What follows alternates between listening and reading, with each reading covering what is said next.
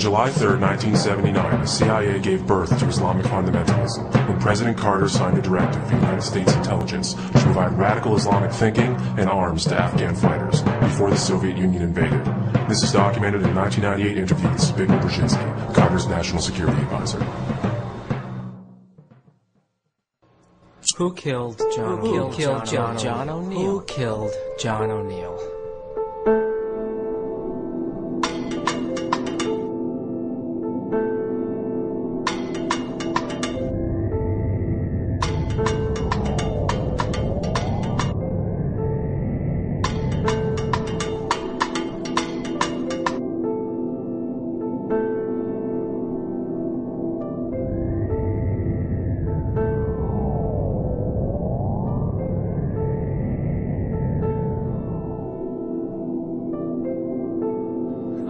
I haven't slept in a month. I don't eat. I don't shower. I don't shave. I don't see anybody. I don't talk. I can't remember the last time I spoke to anyone or even left my. I don't do anything but think.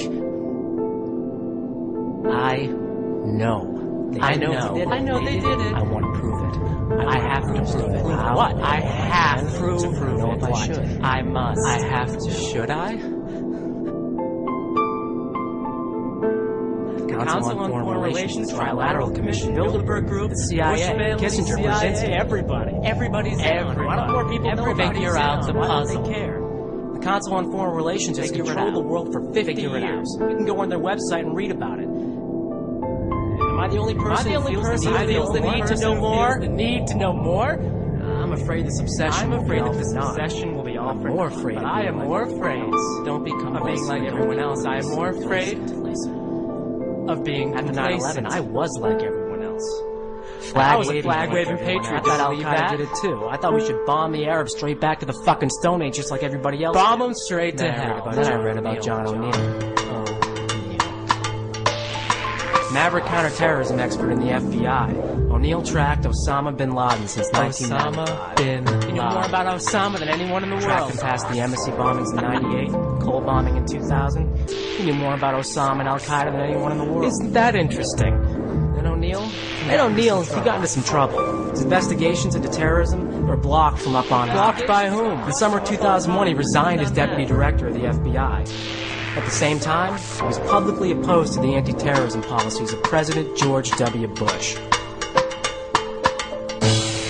On September 10th, 2001, he started his new job with a company called Kroll Associates as head of security at the World Trade Center.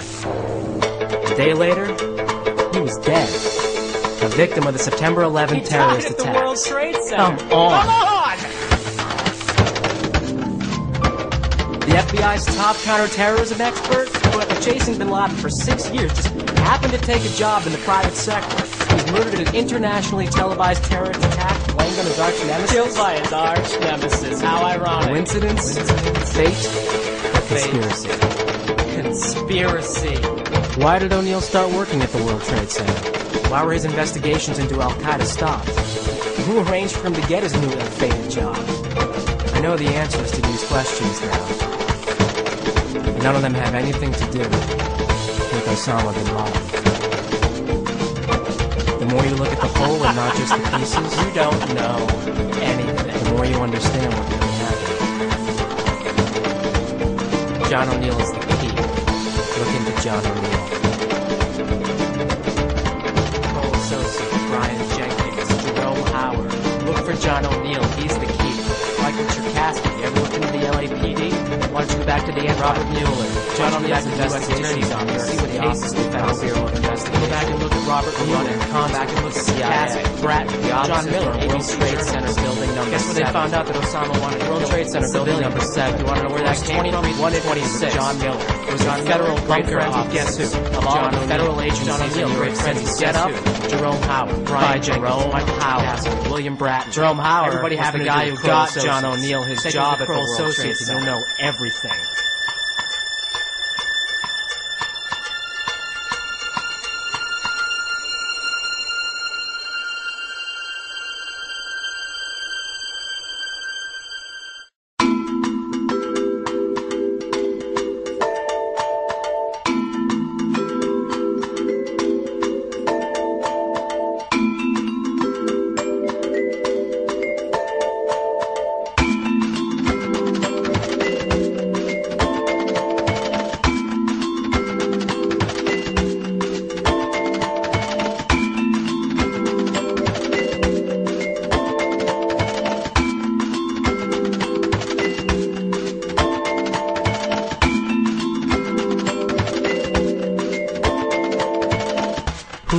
killed John O'Neill?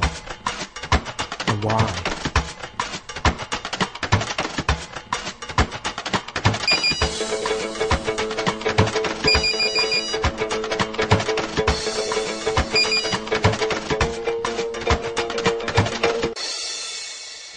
That's a very good question.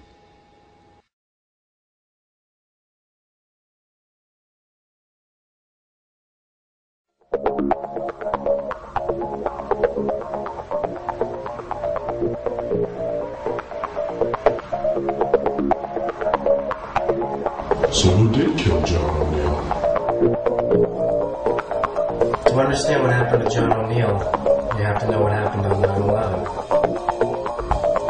I am prepared to listen. Are you sure? I am sure.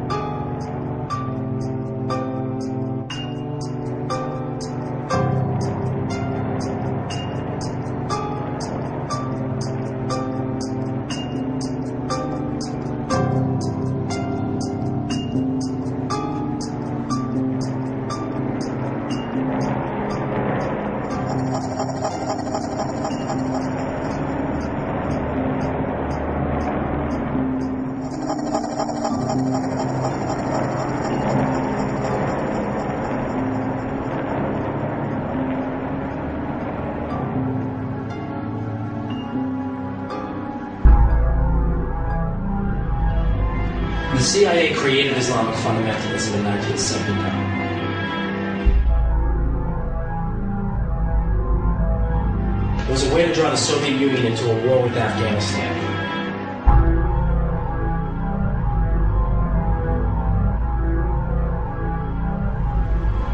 It gave the Soviets their Vietnam War. It destroyed their economy and dispelled support of communism. It was a smart thing to do, wasn't it? Well, not without a price. So during the war, the US, UK, and Pakistan all supported groups of Arab fighters known as the Mujahideen. Two of the freedom fighters were Ramzi Youssef and Osama bin Laden. Books printed by the University of Nebraska and paid for by the US Department of Education taught the Mujahideen radical theories of Islam and treated them to math problems and literature exercises riddled with allusions